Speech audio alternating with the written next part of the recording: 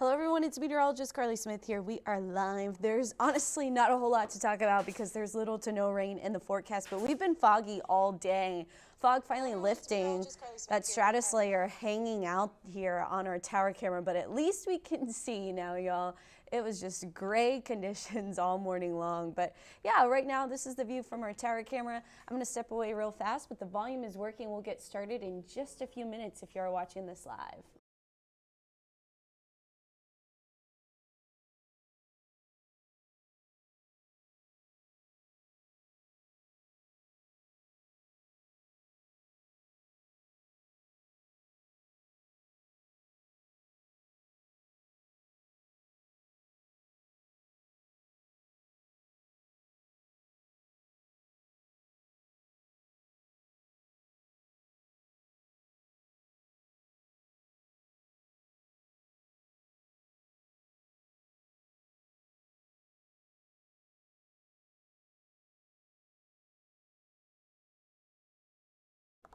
All right, we are back and we are rolling. Thanks for joining again. 75 degrees right now. Dew point is 73, so that's why the fog is lifting. We also are seeing temperatures getting heated up at the surface, even though it's been so cloudy.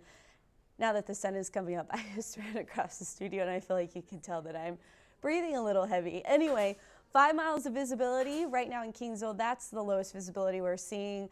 Also through Port Aransas and Beeville does have visibility showing up around 3 miles. But that fog is lifting, y'all, and we are going to see the stratus layer break into this afternoon. Hey everyone, it's Meteorologist Carly Smith. This is our 10 a.m. update. We were a little early, which is probably why I had technical difficulties because I'm never early. But anyway, here's a look at our hour-by-hour forecast. Temperatures will heat up once the sun breaks through the clouds pretty quickly, pretty efficiently. We should make our way back into the mid-80s this afternoon. And with the fog in place, I would like to add that there is a good shot that we see some fog again tomorrow morning. I think it will be more so in the brush country and our typical foggy spots we see every morning. But overall, yeah, tomorrow another chance for some fog. Less of an opportunity, it looks like, heading into Wednesday morning. Waves are getting smaller. We're 5 foot out at our local buoys. National Hurricane Center no longer monitoring post-tropical storm Rainfall. So that's been pulled apart by wind shear and now this high pressure trying to push that stuff south. However, what's going to happen is you see all of that green is moisture that was once associated with Rainfall. This high pressure brought in dry air, which also further weakened that storm. And essentially, it's just been stretched apart, dried out. It's done. But all of that green moisture is still moisture that was once associated with Rainfall. And what's going to happen is as that stationary boundary starts to lift back to the north, so as it starts to move back north and the high pressure slides off to over Florida, that moisture is going to be brought up. However, the moisture stream setting up over Louisiana and not setting up over Texas, which is very sad for our rainfall chances this week. So looking ahead, yes, we've got a cold front. We have a cold front at play, but this high pressure is going to set up in a spot where we're going to see fairly light winds. We are going to see lots of sunshine, and we will still have hot temperatures throughout the week ahead. So our rainfall chances, not good, especially with the drought conditions we are dealing with. Little to no rainfall in the rainfall forecast through Sunday for South Texas and really much of the Lone Star State. Better opportunity across Louisiana, Mississippi, and then into portions of Oklahoma and Missouri. Take a look at our wind forecast. What we are going to see is the light wind on Wednesday. Wind picks up behind the front on Thursday. Then we see lighter winds Friday and Saturday also, but the wind does pick up Sunday out of the south-southeast, 12 to 22 miles per hour. So here you see that moisture being pulled up north. There you have it. Louisiana, Mississippi getting some of the heavy rainfall, thunderstorm chances from leftover moisture from Rainfall and then our next cold front. As that cold front slides through, it's going to be pretty dry across Texas. High pressure builds right in behind it, and we're not going to see much. Our winds do shift back out of the east. Moisture starts to move in out of the west, which could give us a hope for some rainfall well into the following week, but this week slim to none. Again, no sign really left whatsoever in terms of convection from Rafael, even though there is moisture in the Gulf of Mexico. There's a dry slot and there's an area with a lot of moisture, and that moisture is going to be sent north ahead of the cold front. There's a 40% chance of new development in the Caribbean, but for now, actually, let's go back to that. So on our website, KIIITV.com, if you go there, you can click on a tab under weather. It's called Hurricane Central. There, you should be able to find our updated hurricane analysis or hurricane forecast update, tropical update. And there, we talk about this area, 40% chance of development. I looked at some of the data this morning, and yes, you've probably seen some spaghetti model looking things that have lines going into the Gulf of Mexico, especially toward Florida.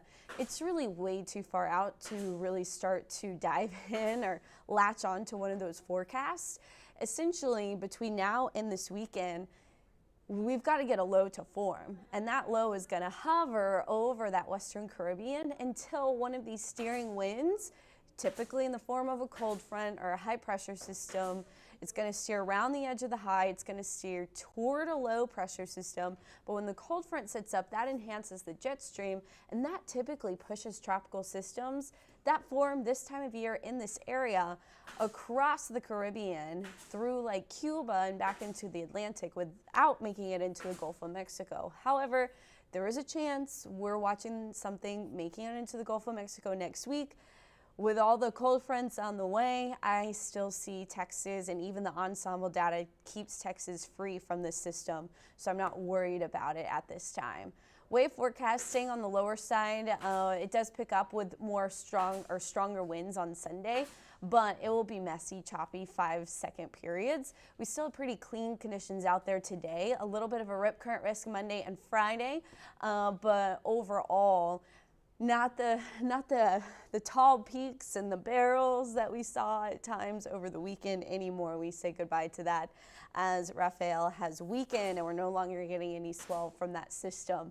7-second periods still out there today, more manageable waves, especially for anyone that's trying to be a beginner or just get more comfortable out on the water. It will be more manageable today as the wave heights fall.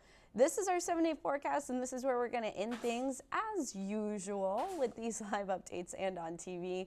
Our next front does move through on Wednesday. We're talking a 5 to 10 degree temperature difference. Dew points may fall into the 50s Thursday and Friday, so that's why you see a low of 57 on Friday. Don't forget Tuesday. So today is Veterans Day. First of all, I do want to take a moment to say thank you to our veterans, anyone that has served, currently serving in the military. Thank you so much for your service. Today's weather starting off really foggy, but there's a chance we make it into the upper 80s once the sun peeks through the stratus layer now. As we head into Tuesday and Wednesday, sunshine. Tuesday's the Coastal Bend Day of Giving. So that's a very important day for local nonprofits that use the money here locally. Watch First Edition and KIII 3 News all day tomorrow to get more information on how you can help and donate. Then we see sunshine as we head into next weekend. So that's pretty much all I've got in the forecast, y'all. I hope everyone has a marvelous Monday, and see you tomorrow on First Edition as we kick things off for the Coastal Bend Day of Giving.